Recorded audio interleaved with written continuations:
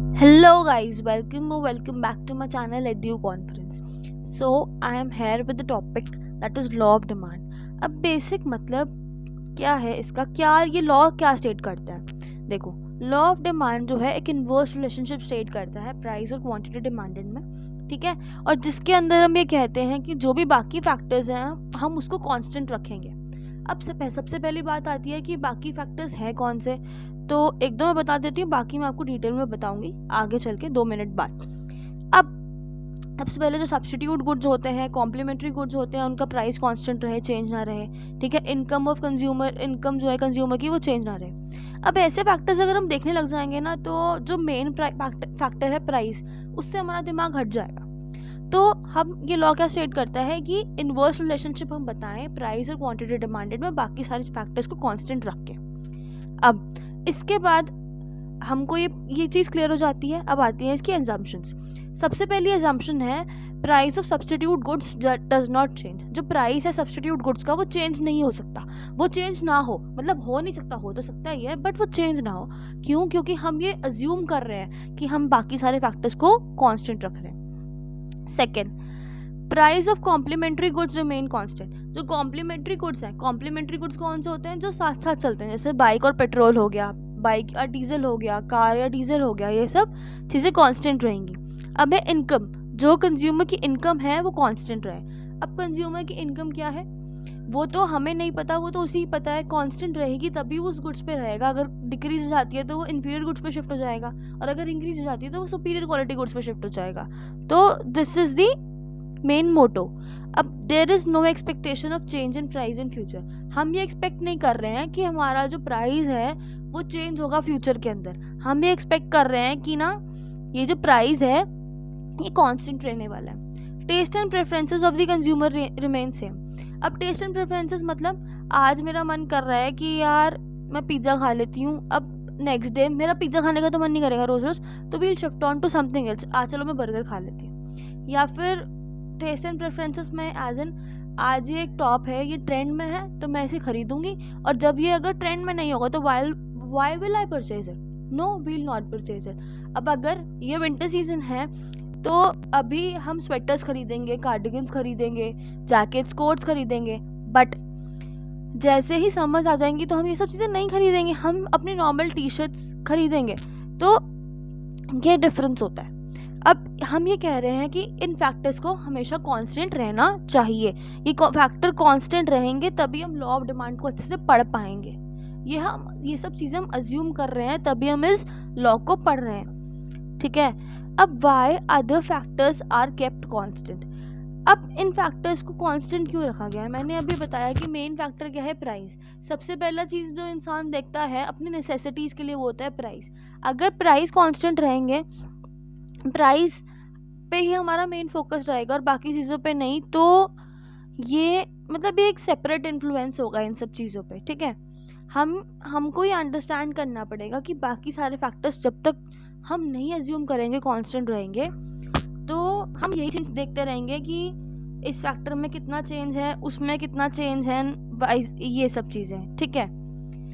Now moving on to the next topic. The next topic is important facts about law of demand. सबसे पहला है inverse relationship. ये तो मैंने आपको बहुत अच्छे से एक्सप्लेन कर दिया कि प्राइस और क्वांटिटी डिमांडेड के अंदर एक इनवर्स रिलेशनशिप है।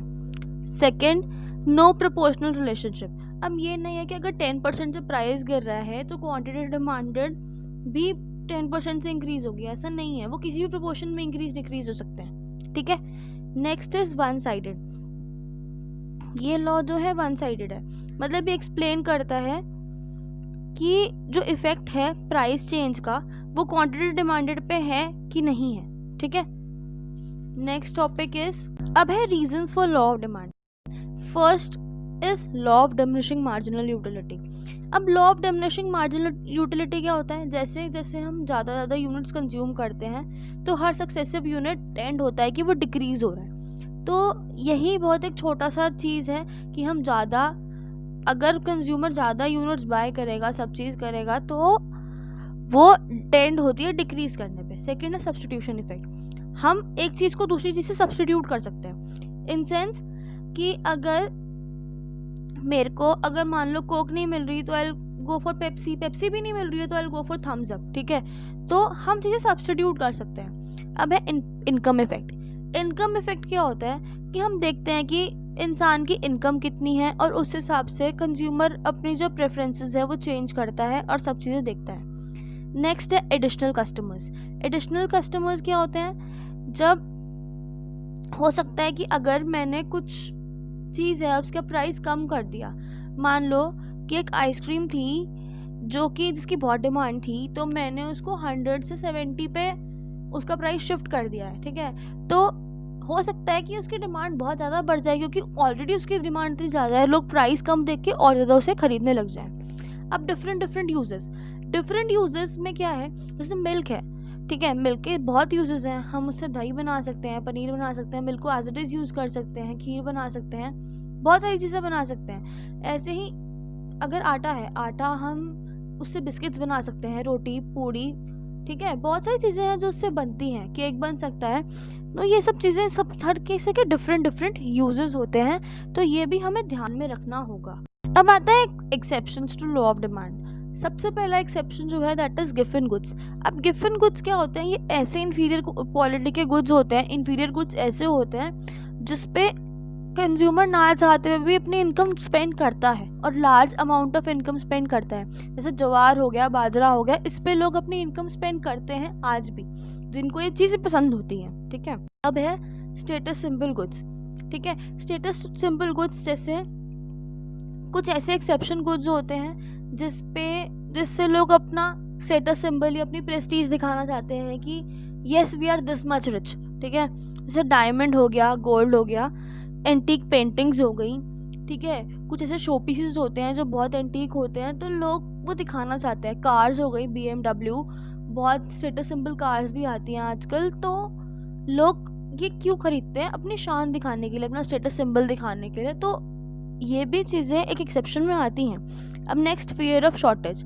Fear of shortage is what, कि अगर मुझे लग रहा है कि आज के बाद इस चीज़ के प्राइस इंक्रीज हो जाएंगे या शॉर्टेज हो जाएगी, तो मैं इसको अभी खरीद करके अभी स्टोर करके रख लेती हूँ, ठीक है, ताकि बाद में अगर कोई इमरजेंसी है, कुछ है, तो मुझे खरीदने ना जाना पड़े। या कुछ इमरजेंसीज के टाइम पे भी होता है कि लोग क्या कहते हैं, घर में चीज़ें होल्ड करके रख लेते हैं। जैसे कोरोना के टाइम पे जब मोदी जी ने फर्स्ट टाइम 21 डेज का लॉकडाउन डिक्लेयर किया था, तो उस टाइम पे सब लोग अपने घर छोड़ के भागे थे कि पहले हम राशन पानी इकट्ठा कर लें, पता नहीं बाद में चीज़ें मिलेंगी कि नहीं मिलेंगी, तो हम उसे पहले ही इकट्ठा कर लेते हैं ताकि बाद में हमें और हमारी फैमिली को कोई दिक्कत ना आए।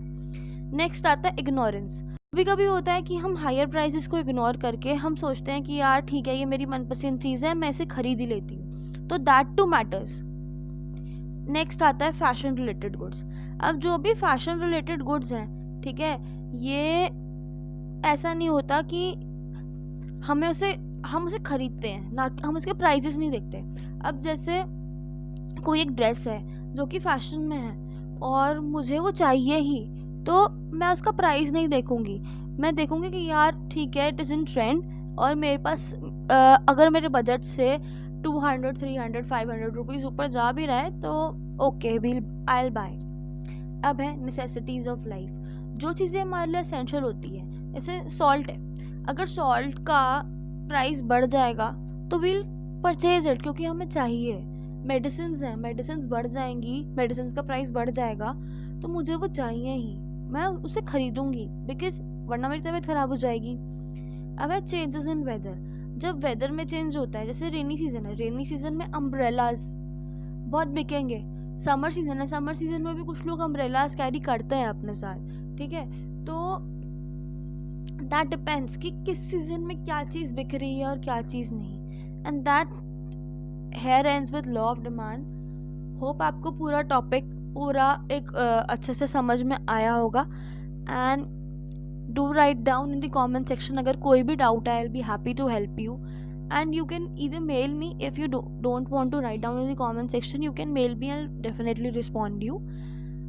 And don't forget to like, share and subscribe to my channel. See you in the next one. Bye guys.